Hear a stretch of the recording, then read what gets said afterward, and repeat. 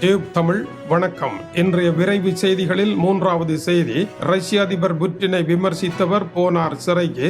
6 வருட காலம் இவருக்கு சிறை தண்டனை விதிக்கப்பட்டிருக்கின்றது. 48 வயதாகிய சர்ஜய் உடால்சோவ் என்பவரே இந்த தண்டனையை பெற்றவராகின்றார். இவர் இடதுசாரி செயற்பாட்டாளர் என்று விமர்சிக்கப்பட்டிருக்கின்றது. மொஸ்கோவினுடைய ராணுவ நீதிமன்றம் இவர் மீதான வழக்கை விசாரித்ததன் பின்னதாக இந்த தண்டனை விதித்திருக்கின்றது. இவர் ஏற்கனவே 2024 ஆண்டில் இருந்து ரஷ்யாவினுடைய கொடூரங்கள் நிறைந்த சீர்திருத்த சிறை கொட்டடியில் தான் அடைக்கப்பட்டிருக்கின்றார். இவர் மீது மேலும் ஒரு வழக்கு தொடரப்பட்டிருக்கின்றது. இவர் இழைத்த தவறுதான் என்ன? மார்க்சிசத்தை இவர் நேசித்தார். அதன்படி ரஷ்யாவை கொண்டு நடத்த வேண்டும் என்பது இவருடைய குறிக்கோளாகும்.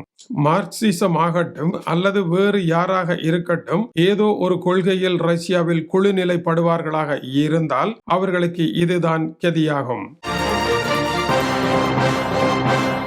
மத்திய ரஷ்யாவினுடைய ஊஃபா என்கின்ற பகுதியில் ஆன்லைன் மூலம் மார்க்சிச கருத்துக்களை பரப்பினார் என்பது இவர் மீதான குற்றச்சாட்டாகும். முன்னரும் 16, 24 வருட சிறை தண்டனை இது போன்றவர்களுக்கு விதிக்கப்பட்டிருக்கின்றது. அந்த வகையில் இவர் சிறை கொட்டடிக்கு செல்லுகின்றார். இதற்கு முன்னதாக ரஷ்ய அதிபருக்கு எதிராக ஆர்ப்பாட்டங்கள் செய்ததற்காக இவருக்கு 3 ஆண்டு கால சிறை தண்டனை விதிக்கப்பட்டிருந்தது. 2012 ஆண்டு ரஷ்ய அதிபர் அதிகார கட்டலுக்கு வந்த பொழுது அவருக்கு எதிராக நின்ற கம்யூனிசவாதிகளில் இவர் முக்கியமான ஒருவராக இருந்தார். புட்டினுக்கு எதிரான இவருடைய போராட்டங்கள் தொடர்ந்து கொண்டிருந்த நிலையில் இனி வேறு வழியற்ற நிலையில் சிறையில் தள்ளி இருக்கின்றார்கள். இவர் 2014 ஆண்டு ரஷ்ய அதிபருக்கு எதிராக ஆர்ப்பாட்டங்கள் செய்திருந்தார். அதை தவிர இவருடைய கொள்கை ரஷ்யா 1991 ஆண்டு சோவியத் உடைந்ததன் மூலமாக சிறிய நாடாக மாறிவிட்டது. மறுபடியும் சோவியத் கொள்கைகளை கொண்டு வந்து ரஷ்யாவை ஒன்றாக இணைக்க வேண்டும். முன்னாள் ரஷ்ய சர்வாதிகாரி ஜோசப் ஸ்டாலினுடைய அடியாள் போல இவர் தன்னுடைய கருத்துக்களை வைத்திருந்திருக்கின்றார் என்பது குறிப்பிடத்தக்கது.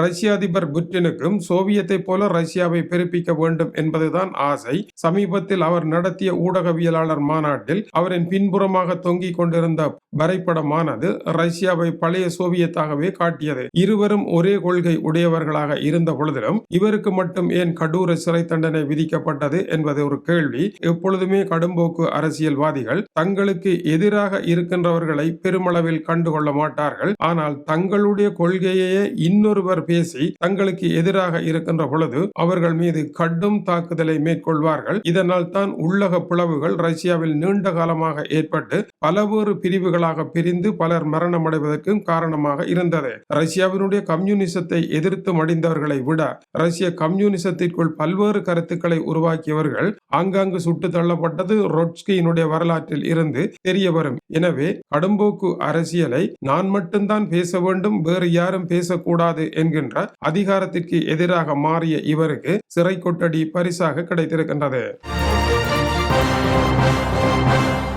உக்ரைனிய அதிபர் வோலோடிமிர் செலன்ஸ்கி அமெரிக்க அதிபர் டொனால்ட் ட்ரம்பை சந்திப்பதற்கு அமெரிக்காவிற்கு புறப்படுகின்றார். வரும் ஞாயிற்றுக்கிழமை அன்று இருவருக்கும் இடையேயான சந்திப்பு நடைபெற இருக்கின்றது. இந்த சந்திப்பில் அமெரிக்காவினுடைய சிறப்பு பிரதிநிதி ஸ்டீவ் விட்கோவ், அமெரிக்க அதிபரனுடைய மருமகன் ஜெரால்ட் குஷ்னர் ஆகியோரும் இடம்பெறுவார்கள் என்றும் இது மிக முக்கியமான ஒரு திருப்பமான பேச்சு என்றும் கூறப்படுகின்றது. இந்த பேச்சுக்கள் நடைபெறுவதற்கு முன்னதாக ஸ்டீவ் விட்கோவ், செலன்ஸ்கி ஆகிய இருவர் தொலைபேசி வழியாக பேசி இந்த 20 அம்ச தீர்வு திட்டம் பற்றி ஒரு முக்கியமான முடிவிற்கு வந்திருக்கின்ற காரணத்தினால் புறப்படுகின்றார் என்று தெரிவிக்கப்படுகின்றது. இது மிக மிக அதி உயர்மட்ட பேச்சு என்றும் தெரிவிக்கப்படுகின்றது. 20 அம்ச தீர்வு திட்டத்தை பரிசீலித்து அதை தொடருங்கள் என்று ரஷ்ய அதிபர் பச்சை விளக்கு காட்டியிருக்கின்ற காரணத்தினால் போரை விரைவாக முடிக்கின்ற ஒரு நோக்கத்துடன் புறப்படுகின்றார். ஆனால் புத்தாண்டு தின பேச்சுக்களிலே ரஷ்ய அதிபரை மிக மோசமாக விமர்சித்த செலன்ஸ்கி அதன் பின்னதாக ரஷ்யாவினுடைய ஏவுகணை தாக்குதல்களை காட்டி ரஷ்யர்கள் ஒரு காலமும் திருந்த மாட்டார்கள் என்று கூறியதன் பின்னதாக இப்பொழுது புறப்படுகின்றார். அமெரிக்க அதிபரின் மாளிகை அமைந்திருக்கின்ற மேரோ லெகோவில் இந்த சந்திப்பு நடைபெறப் போகின்றது. இதற்கிடையில் கடந்த 2022 ஆண்டு உக்ரைனுடைய மரியோபோலில் நாடக அரங்கு ஒன்றில் மக்கள் நாடகம் பார்த்து கொண்டிருந்த வேளை ரஷ்யாவினுடைய ஏவுகணை தாக்குதல் நடைபெற்றதனால் அங்கு பலர் மடிந்து போனார்கள். பல நூற்றுக்கணக்கானவர்கள் நிலத்தடி அறையில் மரணித்ததாக கூறப்பட்டது. இந்த நாடக அரங்கு இப்பொழுது திருத்தப்பட்டு இந்த நத்தார் காலத்திலே அது மறுபடியும் உக்ரைனுடைய மஞ்சள் நீல வெளிச்சத்துடன் திறப்பு விழா கண்டிருக்கின்றது குறிப்பிடத்தக்கது.